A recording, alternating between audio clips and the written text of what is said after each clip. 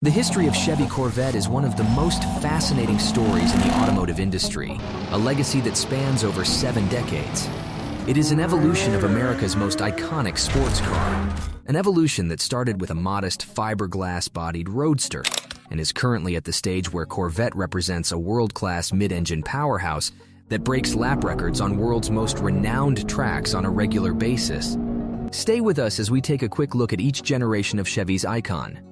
Back in the 1950s, the American car industry was on a big swing, with so many impressive car models on offer.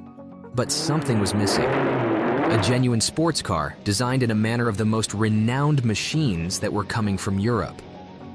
As a big admirer of European sports cars, Harley J. Early, GM's chief designer, knew very well what needed to be done.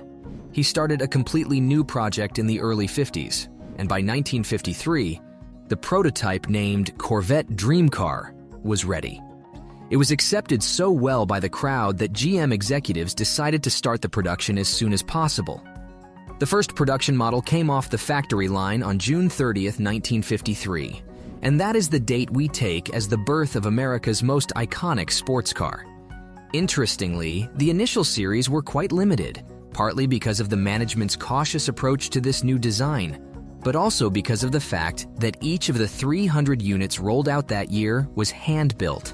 All of these 300 models were white with a red interior, powered by the 3.9-liter V6 with 150 horsepower. And although we all know how legendary the Corvette is today, the initial sales were rather slow, so the initial models in good condition are exceptionally rare these days and, therefore, extremely expensive.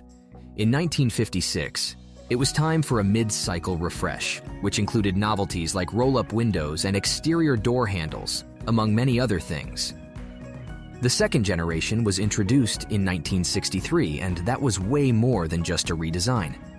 This model brought a significant leap in design and performance and set the basis for future generations with its big engine and light body. Moreover, even today's models are heavily influenced by its sleek and curvy design.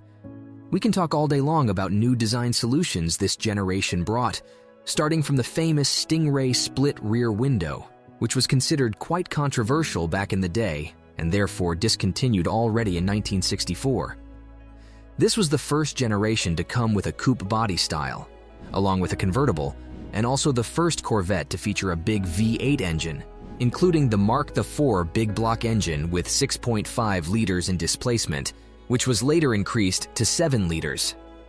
The monstrous engine was in perfect symbiosis with numerous lightweight body components, while this was also the first Corvette to feature independent rear suspension.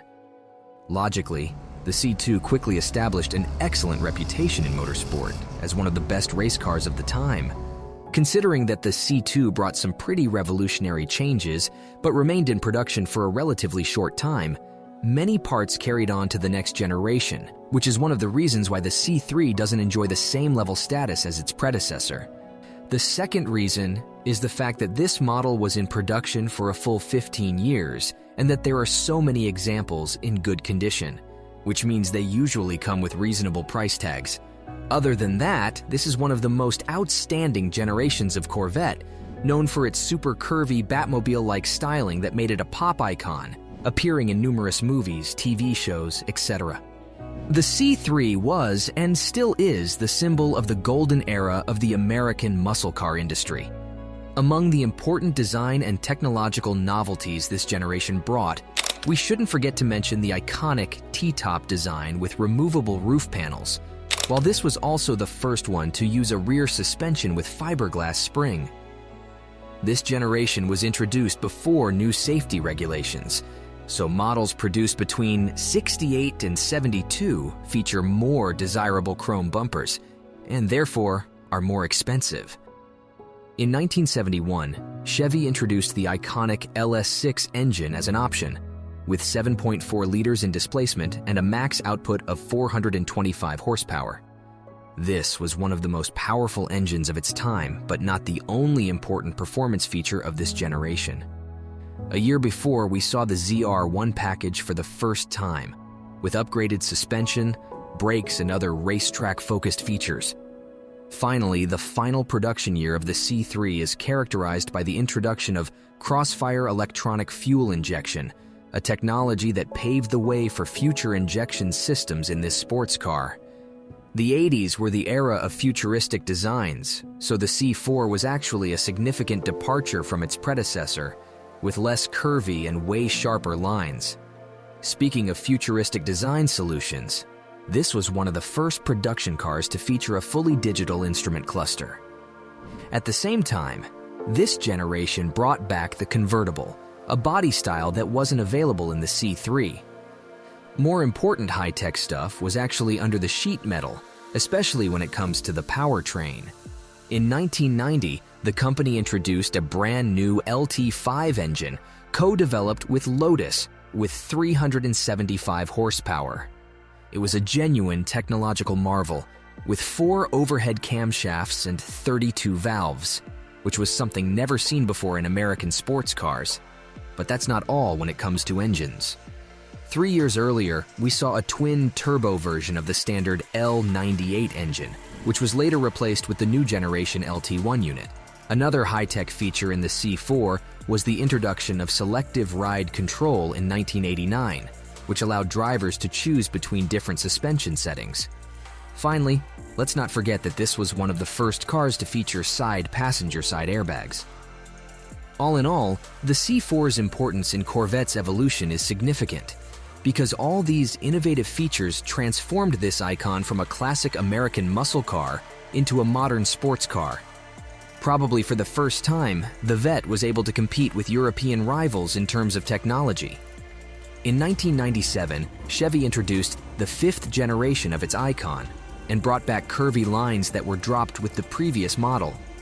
But the styling was the only aspect with the previous generations in mind. Other than that, we saw a huge technological leap again. Once again, the company focused on performance in order to keep pace with European and Japanese sports cars. Therefore, the C5 was built over a completely new platform, characterized by an advanced hydroformed box frame. With significantly increased structural rigidity and improved aerodynamics, the new generation significantly improved in terms of handling and brought much quicker lap times. Of course, the big reason for such improvement was the new powertrain lineup, starting from the new LS1 engine, more powerful but lighter than the previous generation V8. The max output was rated at 345 horsepower and 350 pound-feet of torque. Oh, and we almost forgot to mention that this was the last Corvette and one of the last sports cars in general with pop-up headlights. At the time, some considered that design approach passé, but from today's perspective, it looks amazing. Speaking of the interesting design solutions, the C5 introduced a fixed roof version. In 1998, Chevy brought a so-called active handling system with traction control and stability control to enhance safety and performance. But what's way more interesting is that this is the first generation of Corvette that proved itself on the international stage. Performance-wise, its iteration, known as the C5R, won multiple 24 hours of Le Mans races and, for the first time, established this American icon as a relevant player on a global scale. Today, the C5 is recognized as one of the best sports cars of its time, not only because of great performance and success in motorsports, but also because of good fuel efficiency for a sports car of its caliber. For the first time, the Corvette was both fast and efficient. After so many decades, the C6 finally dropped pop-up headlights, but other than that, it continued the legacy and raised the bar even higher in terms of performance. It was the first Corvette to use an aluminum frame that made it way lighter than before. Also, this was the first Corvette to feature magnetic selective ride control, which used magnetorheological shocks, able to adjust the suspension's stiffness in real time. In 2009, the company reintroduced the ZR1 model, highlighted by a new LS9 6.2-liter V8 backed up with a supercharger. The engine provided some pretty monstrous numbers for the time: 638 horsepower and 604 pound-feet of torque. Also worth mentioning is that the C6 was offered with 3 transmission options: manual, automatic, and automatic with paddle shifters. In 2011, the C6 made some of the biggest achievements in Corvette's history by setting a lap record at the Nürburgring Nordschleife with a time of 7 minutes and 19.63 seconds. Once again, the new generation brought significant improvements, so the world-class reputation was solidified even more. One of the most interesting novelties was the introduction of the new LT1 engine, with 455 horsepower and 460 pound-feet of torque, quite impressive numbers for a base engine. Among other high-tech features, it's important to mention that the C7 was mostly made of carbon fiber and aluminum, which improved handling and fuel efficiency even more. Chevy's engineers continue to push boundaries with the new Z06 and ZR1 variants. The former came with a supercharged V8 LT4 engine with a max output of 650 horsepower, while the ZR1 utilized the monstrous LT5 with a max output of 755 horsepower, the most powerful Vette ever produced at the time. These two models also brought brand new active aerodynamic components, such as adjustable front splitters and rear wings, providing additional downforce during high-speed driving, which translates to enhanced stability and handling. The 8th generation brought the most radical changes we've ever seen in a Corvette, with a completely new layout. For the first time, we saw a mid-engine Corvette, even though that was an idea of Chevy engineers from decades ago. That shift brought significant improvements in terms of balance, agility, and overall performance. So Corvette instantly stepped into supercar territory.